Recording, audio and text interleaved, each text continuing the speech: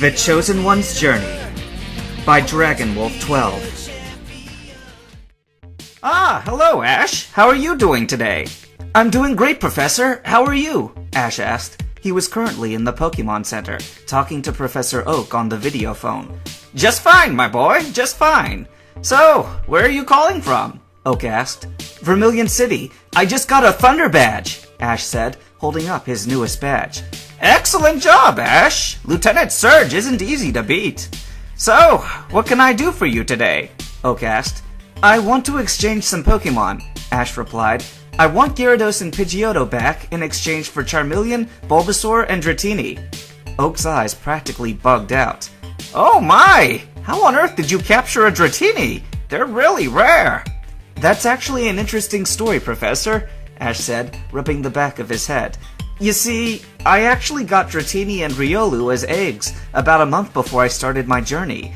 Someone sent them both to me in a package, but I don't know who. Well, that certainly is interesting, Oak said, rubbing his chin in thought. I've also noticed that both times you call to trade in Pokemon, that you leave an empty slot on your team. Any reason why? Oh, well, that's easy. Whenever I catch a new Pokemon, I want to make sure to spend some time bonding and training with it right away, so that I'm always close to my Pokemon, and to make sure that they're able to keep a specific training regimen while they're at your lab. Oak looked at Ash in surprise. Well, that's certainly an interesting way to work with your Pokemon. In fact, there are very few trainers that approach training quite like you do. I might have something that will help you with your training. How long will you be staying in Vermilion City? Oak asked. Caught off guard, Ash took a moment before answering. Well, I was planning to leave first thing tomorrow. Why? Well, that won't do, Oak said, ignoring Ash's question. What's the next gym you're heading to? I think either the Celadon City or Saffron Gym. Hang on, let me ask Brock.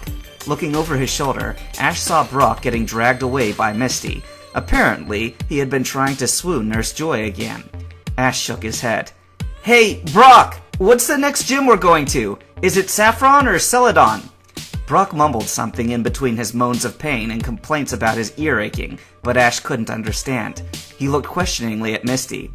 He said the Saffron Gym, she translated. Thanks, Ash said, turning back to the screen. The Saffron Gym. Very well. When you get to the Pokemon Center, Nurse Joy should have a package there waiting for you, Oak said. Okay, but what is it? Ash asked. No spoilers, Oak said, wagging his finger. Now, give me a moment to get these Pokemon for you. He walked off screen. 2 minutes later, he came back holding 2 Pokeballs and a slightly surprised look on his face. Well, that was unexpected, he said. Both Gyarados and Pidgeotto were waiting at the front of my lab as if they knew you were getting them. Wow, Ash said, hopefully real look of surprise on his face. I guess they know me better than I thought. Ash smirked internally. Were you guys listening? Of course, Gyarados and Pidgeotto replied in unison.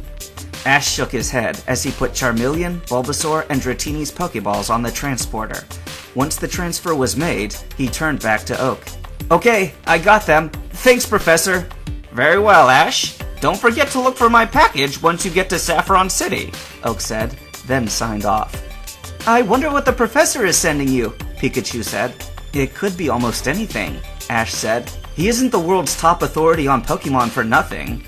Maybe it's another Pokemon egg, Riolu suggested. Hey, Charmeleon, Bulbasaur, Dratini, do you have any ideas? Pidgeotto asked. I don't know. The moment he signed off, the weird guy let me out of the Pokeball and started examining me and taking measurements, Dratini said. It's a little creepy. Don't let it get to you, Dratini. He's just curious about you, Ash reassured. But don't be afraid to blast him with a Thunder Wave if he gets annoying. Everyone laughed. I can see a box on the table with your name on it, but it's already been sealed up, Charmeleon said. Oh well, I guess we'll just have to wait, Ash sighed. What's up, Ash? Misty asked, having heard Ash sigh. Oh, nothing important. Professor Oak is just sending me a package, but he won't tell me what it is, Ash explained. Well, I guess you'll just have to wait to find out, Misty replied. Brock was still twitching on the ground, his ear much larger than it was supposed to be. Do you want to go and explore the city? Ash asked. That sounds great, Misty said excitedly. Let me just go and get my bag and keep an eye on Brock. She ran off to her room. Ash glanced down at the older breeder. Not one word, he moaned. Ash laughed. Wow, look at all the cruise ships, Misty gushed. They were currently walking around Vermilion City's seaport.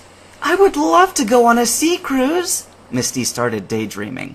A long, relaxing cruise, sunbathing on a deck all day, all of the water Pokemon that we'd see in the ocean. Yeah, it's too bad we'd never be able to afford something like that, Brock said. Reality sure can be a bummer, Ash said with a sigh. They were about to walk away when streamers of confetti exploded in their faces. Ash jumped about a foot in the air, and he felt his aura flare in case he needed to defend himself. Pikachu's cheeks started sparking, but what they saw made them stop short. Standing in front of Ash and his friends were a pair of cheerleaders. Except they weren't cheerleaders. Ash's aura sensed immediately that they were people he'd met before. It only took him a moment to recognize them. Jesse and James, the Team Rocket duo that had attacked the Poké Center with their talking Meowth. Now, seeing them standing in front of him, wearing sleeveless sweaters, a skirt, and makeup, especially James, had Ash struck completely speechless. Pikachu, who had been following Ash's thought processes, was similarly staring incredulously as they started giggling like loons, trying to talk like teenagers. Seriously, who says radical anymore? Shrieking, cool! And giving them free tickets aboard the SS Anne. After watching them go skipping away, Ash finally realized what had happened and looked at the tickets in his hand. Awesome! Come on, Ash, let's go! Misty said. Wait! Ash tried to stop them, but both Brock and Misty ran off in search of the St. Anne before Ash could say anything. Well, I guess we don't have a choice. At least we'll be there to foil any scheme Team Rocket has, Ash said to himself, and by extension his Pokémon, as he ran off in pursuit of Brock and Misty. When Ash finally caught up with his friends, Misty snatched the tickets out of his hands and waved them on board the St. Anne before he could utter a single protest. Resigning himself to his fate, Ash decided to enjoy himself while he could. Wow, this place is amazing, Misty said with glee. A Pokemon trainer's paradise, Brock agreed. Ash looked around with interest, eyeing all the different battles going on around him. In one field, he saw an Axew battling a Chinchou. Another field had a Dragonite head-to-head with a Gallade. There was even a water field, with a Floatzel battling against a Goldeen. This must be an international ship, Ash said, because I'm seeing Pokemon from all different regions. Could be. I hope we don't end up in Unova, though, Brock said. That would be a long trip. After watching several different battles, and itching to get into a battle of his own, Ash ran up the field to where a kid with a Zangoose had just beaten another with a Seviper.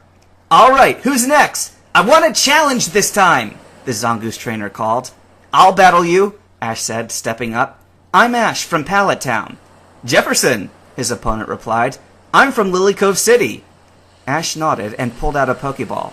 Riolu, to the battlefront, Ash called, releasing his fighting type. I'm ready, Ash, Riolu called, getting into a battle stance. I'll start things off, Jefferson said.